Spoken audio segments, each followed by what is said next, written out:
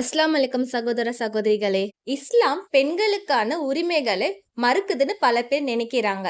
ஆனா 1400 வருடங்களுக்கு முன்னாடியே குரான் பெண்களுக்கு கொடுத்திருக்கிற கௌரவம், உரிமைகள் மற்றும் சமத்துவத்தை பத்தி தெரிஞ்சா ஆச்சரியப்படுவீங்க. இன்னைக்கு நம்ம குரான்ல பெண்களை பத்தி சொல்லப்பட்டிருக்கும் மிக முக்கியமான விஷயங்களை தான் பார்க்க போறோம். சூரா 4 அல் நிசா வசனம் 4.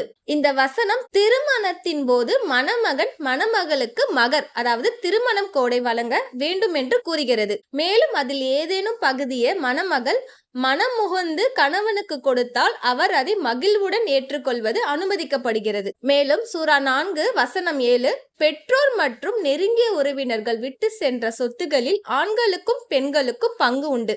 அது குறைவாக இருந்தாலும் சரி, அதிகமாக இருந்தாலும் சரி, இந்த பங்கு அல்லாஹ்வால் கட்டாயமிக்கப்பட்டுள்ளது. மேலும் சூரா 4 வசனம் 20, நீங்கள் ஒரு மனைவியை விலகிவிட்டு பதிலாக மற்றொரு மனைவியை மணந்து கொள்ள நாடினால் முந்தைய மனைவிக்கு ஒரு பெரிய அன்பளிப்பை கொடுத்திருந்தாலும் அது திரும்ப பெறுவது அநீதியானது என்றும் பாவமானது என்றும் இந்த வசனம் கூறுகிறது. மேலும் சூரா 24 அன்-நூர் வசனம் 31, அடக்கத்தை கடைபிடித்தல். பெண்கள் தங்கள் உடலையும் அலங்காரத்தையும் அந்நிய ஆண்கள் முன் வெளிப்படுத்த கூடாது. மார்பை மறைத்தல். தங்கள் முக்காடுகளை கழுத்து மற்றும் மார்பு பகுதிகளை மறைக்கும்படி போட்டுக்கொள்ள வேண்டும் என்று தெளிவாக கட்டளையிடுகிறது. இதன் மூலம் பொது இடங்களில் ஒரு பெண் கண்ணியத்துடனும் அடக்கத்துடனும் கவனத்தை ஈர்க்காத வகையிலும் நடந்து கொள்ள வேண்டும் என்று வழிகாட்டலை குரான் நம்மளுக்கு வழங்குகிறது.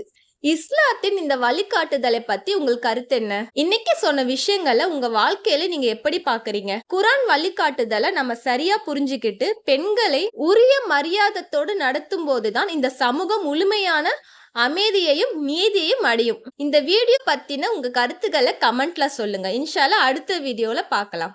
மேலும் தகவலுக்கு நம் சேனலை சப்ஸ்கிரைப் பண்ணிக்கோங்க.